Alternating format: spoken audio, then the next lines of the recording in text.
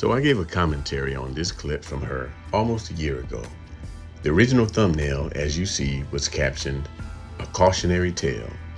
I wasn't passing judgment on her, but rather using her words as a teaching tool. Since your past matters, her example is a crash course in what not to do. In this video, we'll discuss how costly past deeds can be when it's time to be taken seriously. If you're new to my content, I go by TSF, that sounds familiar. And to those who've already subscribed, welcome back. Let's get some understanding. Now, when the clip begins, we notice that there's a stark difference between what she used to look like and her current image. She went from the heavy makeup, caterpillar eyelashes, to a more conservative look. A definite improvement, I think most would say. She talks about an event that happened now about 4 years ago. For those of you who don't know this about me, about 3 years ago, I went on a podcast talking about how I hooked up with an NBA team. It went super viral. And I will never, ever, ever live this down on the internet because every few months, like a new blog posts about it. She says people don't know her. They just know that one story. But what she's leaving out is that she wanted all the clout and notoriety from that one story. And boy, did she get it. To this day, her reputation looms large, and it definitely precedes her. Despite what she might now say, that was a character-defining moment in her life. But now that certain events have transpired and she had time to reflect as to whether it was all worth it, I believe that she's come to a different conclusion.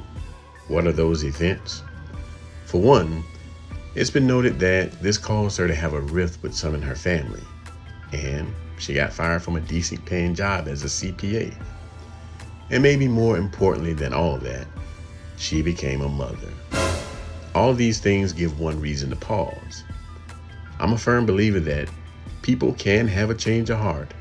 They can see the error in their ways and vow never to repeat those past indiscretions, especially if they're embarrassed by said indiscretions. But just like I pointed out in the previous video, we don't always get shielded from the consequences of our past actions. One of those consequences is how others might perceive us when they find out what we've done in our past. Some might think, well, that's not really fair. But hey, them's the breaks. Again, a person can have a change of heart and then take steps to be better. And that usually involves some kind of accountability. Is that what we see here? I don't think so. And let me show you why.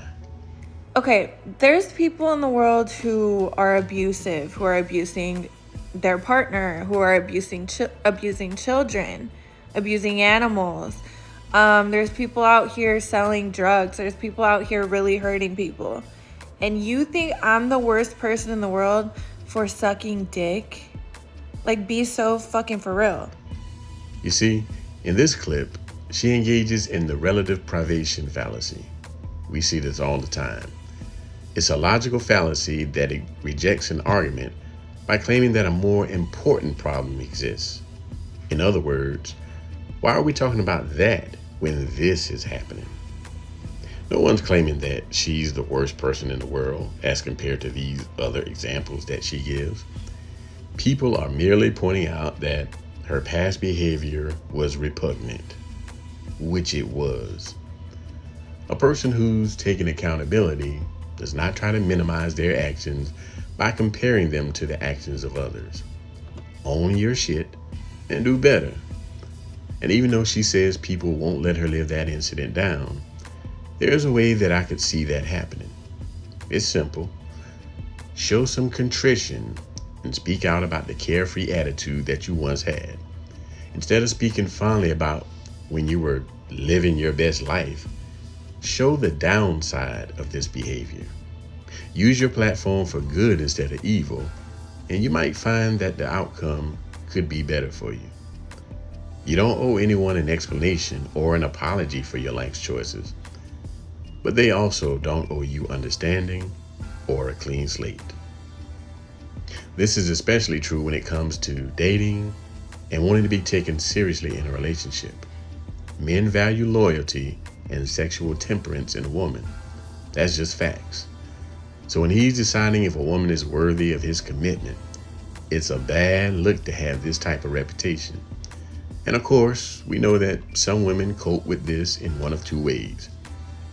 They either accuse the men of being insecure, or they say he wasn't the guy for them anyway, which is just nonsense on both accounts. Because even the men they want, especially the type of men they want, wouldn't accept a woman with this type of past. And as far as the charge of being insecure, that type of past behavior doesn't do much to inspire confidence that she's going to be loyal to him. Quite the opposite. It's a pretty good indicator whether she's likely to get bored, air quotes, bored in the future and decide to step out. The studies have been done already on the correlation between fidelity and the varying number of past sexual partners. Fun never stops being fun. That's why it's called fun. But listen, her example should be taken as a cautionary tale for young women. The internet is forever, and your past indiscretions may not be easily forgotten. You should have fun while you're young, but don't do it at the expense of your future. Social media is littered with middle-aged women who are past their prime marrying years complaining about the dating options. There's something to be said for sexual temperance and having a good reputation throughout your life. Good reputation opens doors, but doors close when a bad rep precedes you. Now that we got some understanding, I'm about to get up through here on y'all. If you got value from this video, hit the like button. Let me know what you think in the comments, and subscribe to the channel for more content like this. Until next time.